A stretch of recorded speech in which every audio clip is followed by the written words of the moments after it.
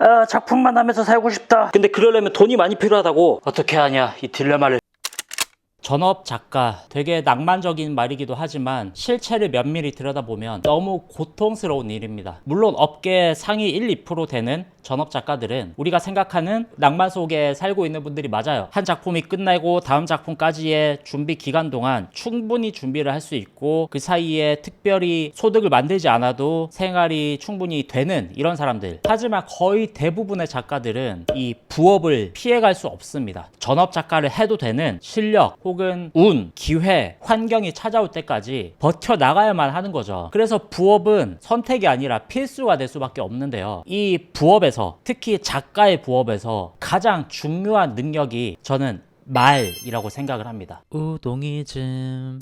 말은 언어죠. 언어로 할 수 있는 몇 가지 부업들을 먼저 나열을 해보겠습니다. 컨텐츠 제작, 뭐 유튜브, 팟캐스트, 다양한 컨텐츠를 제작을 하거나 내가 어떤 독특한 이야기를 가지고 있다면 채널들의 게스트로 참여를 하거나 뭐 여러 가지 방향이 있을 수 있겠죠. 이 SNS 기반의 컨텐츠, 이것을 운영하거나 고정적으로 출연하는 것, 이게 다양한 부가가치를 창출할 수 있는 기본 허브 역할을 해준다라고 생각을 하거든요. 작품이 아닌 작가에게 사람들의 관심을 불러일으키게 해주니까. 강연 이런 것도 좋은 부가가치죠. 도서관, 초중 고등학교 전국에 있는 학교들 혹은 뭐 대학 특강들도 될 수 있을 테고요. 나는 이런 주제를 가지고 있고 이런 강연을 펼칠 수 있는 사람이다. 프로그램은 뭐 1시간 30분 정도가 된다. 혹은 일주일 정도까지 연강이 가능하다. 뭐 이러저러한 커리큘럼을 가지고 있다. 이게 기본이 되어야 하고요. 그 다음에 나의 커리큘럼을 홍보를 해야겠죠. 나를 알릴 수 있는 마케팅 허브가 필요하다는 겁니다. 요새는 뭐 할 수 있는 환경이 다 마련이 되어 있잖아요. 블로그, 인스타그램, 유튜브, 팟캐스트, 의지만 있다면 모든 걸 다 할 수 있죠. 저는 개인적으로 이 모든 걸 다 하고 있습니다. 이러니까 작품할 시간이 없지.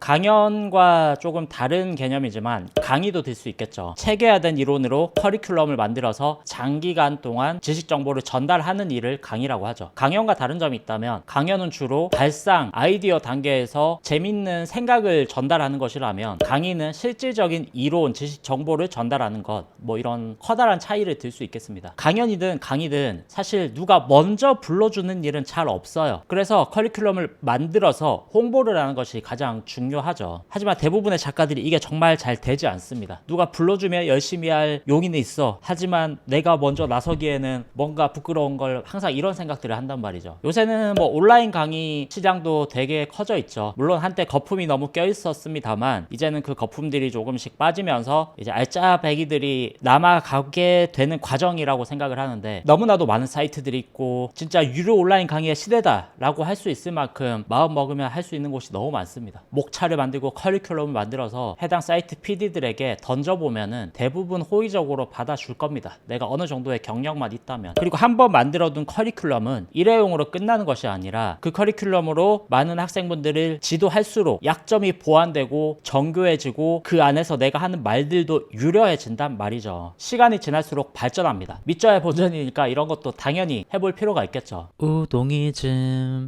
글 언어로 할 수 있는 부업들도 많이 있을 거예요. 뭐 대표적으로 책 집필, 어떤 해당 직업군에서 오래 일한 사람이라면 반드시 무언가 할 말이 있을 거예요. 이것을 체계화해서 문자화하는 거. 책을 내는 행위는 단순히 책 판매 수익금 이것을 얻기 위해 하는 건 아니거든요. 책이라고 하는 것은 수많은 다양한 부가가치를 창출시켜줍니다. 앞서 얘기했던 특강 강연들도 책을 통해서 들어오는 경우가 정말 많고요. 작품을 만드는 것이 현역에서 선수 생활을 하는 플레이어라고 한다면 책을 만드는 것은 이론화시킨다는 것은 그 선수들을 관찰하고 이론화시켜서 지도하는 감독이나 코치들의 역할이라고 볼 수가 있는 거죠. 그래서 시장의 입장에서도 플레이어들은 많은데 감독이나 코치들이 귀하게 보이기도 하거든요. 그래서 더 많은 기회를 얻게 되기도 하고요. 요새는 뭐 전자책 집필이라고 하는 것도 있죠. 전자책 집필은 종이책 집필과는 좀 성향이 다르다라고 생각을 합니다. 종이책 집필은 명확히 퀘스천 마크, 당장의 돈보다는 다양한 부가 기회 가치들을 만드는 것에 포인트가 있다면 전자책은 당장 사장의 수입을 만들어내는 캐시카우성 부업에 해당합니다. 또 종이책처럼 엄청 많은 내용을 써야 하고 많은 품이 들어가야 하는 작업이 아니라 한 30-40페이지 정도의 한 단락, 한 꼭지 짧고 간결하게 실용적인 정보를 담아서 바로바로 판매하고 바로바로 정산을 받을 수 있다는 장점이 있는 거죠. 그리고 뭐 평론 및 에세이 뭐 이런 것도 있을 텐데 이런 거는 짧은 기간 안에 수익을 만들어내기 힘들겠죠. 근데 사실 어떠한 직업도 짧은 기간 안에 수익을 만들어내는 거는 쉽지 않은 일이라고 생각을 하는데 작품을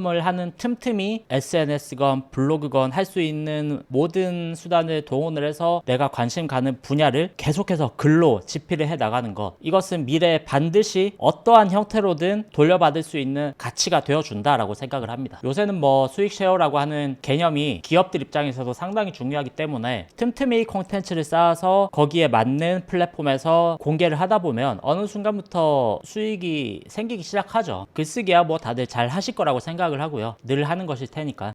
일단 데뷔부터 하잖아. 데뷔를 위한 가장 빠른 길을 안내한다. 우동이즘의 잘 팔리는 이야기 만들기. 저는 이 주업과 부업 이것을 대할 때 자세가 달라진다라고 생각을 하거든요. 주업은 좀 부담스러워요. 너무 잘해야 되고 여기까지 올라가는 게 사실 쉽지 않은 일이라고 생각을 하는데 부업은 상대적으로 좀 편하게 접근을 할 수 있단 말이죠. 이것을 주업으로 가진 사람들보다 못해도 괜찮아요. 다만 나는 다른 전문 영역을 가진 사람으로서 기본만 갖춰주면은 그 두 가지가 적절히 융합되어서 하나의 새로운 가치를 만들어 주거든요. 그래서 어느 정도의 성과를 달성한 작가님들이 이것을 개발할 필요가 있다라고 생각을 합니다. 그래서 다음 주에는 말을 잘하기 위한 방법에 대한 기술적인 부분을 한번 다뤄보려고 합니다. 뭐 저도 말을 절대 잘하는 사람은 아니었는데 어떻게 하다 보니까 누가 불러줘서 써먹어도 되겠다 싶을 정도는 이제 하게 됐단 말이죠. 그래서 그동안에 수많은 이 실패 사례들이 있거든요. 제 개인적인 경험 안에서의. 그 안에서 나름대로 얻은 통찰들도 있고 해서 다음 영상에서는 그런 기술적인 것들을 한번 다뤄보려고 합니다. 늘 즐거운 창작 되시길 바라고요. 다음 주에 또 뵙겠습니다.